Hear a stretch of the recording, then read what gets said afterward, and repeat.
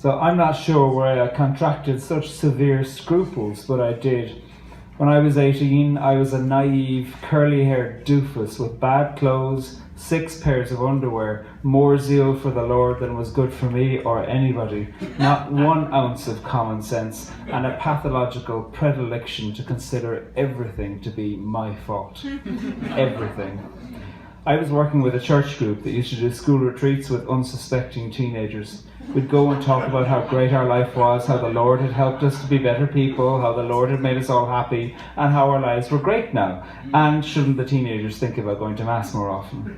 Now, never mind that one of our group thought that he was possessed by 7 demons, each of whom he knew by name. That is another story. In the church group, we were all dirt poor, so anything that was going free was a good bargain. One of the priests had heard about some free radiators, we call them. I wrote it down, wall heaters, space heaters, do you know what I'm saying? Okay. So he piled myself and a few other lads into a car to go and lift these free wall heaters. We got talking to the couple who were looking rid of these, and they happened to be Swiss French. I was delighted to practice my French, so I said to this couple that it had been 2 years since I'd spoken any French at all, and that was that. They gave us the space heaters. We got back in the car, and we were driving back late on a Thursday night from the south side of Dublin to the north side of Dublin, leaking radiators in the back of the car. Swiss-French couple delighted to be rid of these pieces of shit, and us thinking that we were going to have a warmer household than we had previously. And I realised with a jolt the awful, terrible truth. I had said to them in French that it had been 2 years, 2 ans, since I'd spoken French. But I had lied. It had only been 1 year, because I had spoken French the year before. I knew what I had to do. I had to phone this couple. I had to phone this Swiss-French couple the next day and say sorry, which in French, by the way, is désolé. I wanted to say to them, désolé. You know the conversation we had last night, the one where I said to you in Cork accented French that it had been 2 years since I'd spoken any French? Well, I'm very, very sorry. That wasn't true. It was only 1 year I lied. I'm sorry. Now, the Swiss-French man had given his telephone number to the cheapskate priest who was driving, and the cheapskate priest had put it on the dashboard of the car.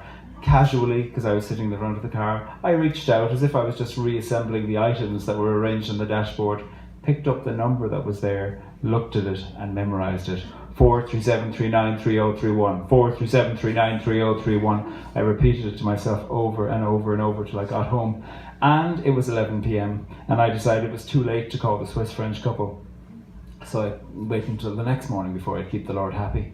So the next morning we were all out again, talking to the youth of Ireland about how the Lord and how good he is and how it makes us happy, etc. I made my excuses. I went to the staff room. I fished the number out from my pocket from where I'd written it the night before, 437393031, and I phoned it. And it rang and it rang and it rang, and eventually it answered. It was the man's work number. It was some company.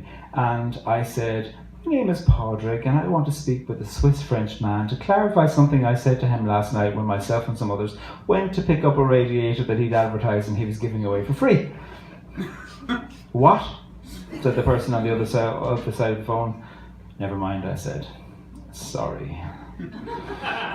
So, as years went by, I managed to finally begin to not consider that absolutely everything was my fault. And I met myself. Myself came in the form of a 6'6" handsome German guy called Wolfgang.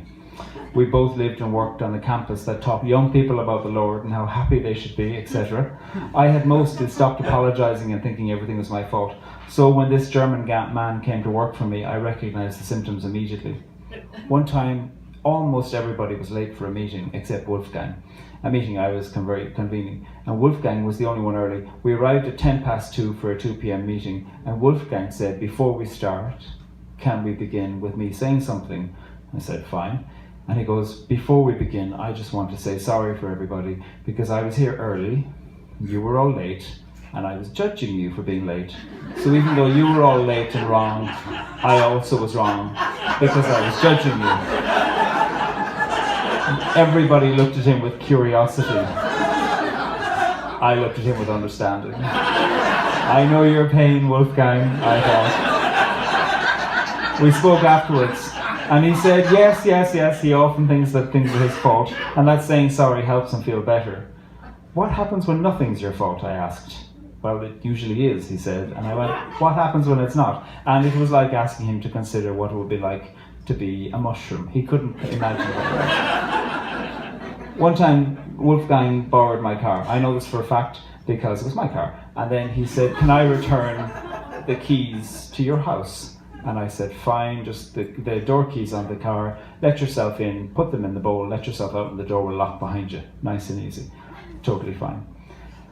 And he did so. He borrowed the car, didn't crash the car, went back to the place, etc. It was all fine. A few hours later, I got a telephone call, and Wolfgang was on the other side of the phone, and he said, Pádraig, I need to apologise. I was like, surprise, surprise. What have you done wrong, Wolfgang? And Wolfgang said, you lent me your car, this is correct. And I drove your car, this is also correct. And I opened the door and I put the keys in the blue bowl in the corridor like you asked me to. But before I let myself out of your house, so between the blue bowl in the corridor, walking to the door that I was to lock behind me, I farted. I'm sorry, he said.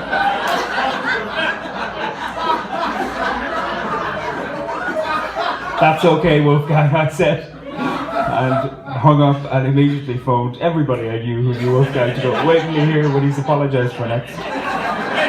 So Wolfgang finished working for me and he was moving to work in East Timor, telling people about the Lord. This is 1999 when East Timor had just emerged from a number of years of, many years of war. And I was having sympathy for the residents of East Timor who, by the time 1999 had come around, had suffered enough. And I said to Wolfgang before he went, listen, before you go, if you feel like you're supposed to apologise to any of these Timorese people for anything, why don't you email me first? Tell me what you think you should apologise for, and I'll tell you whether you're going to come across as weird or not. And he looked at me and he went, oh, thanks. A few weeks later I got an email. Dear Pádraig, I am in East Timor. I said I would tell you if I was going to apologise, but yesterday I apologised without telling you. I'm sorry. Wolfgang.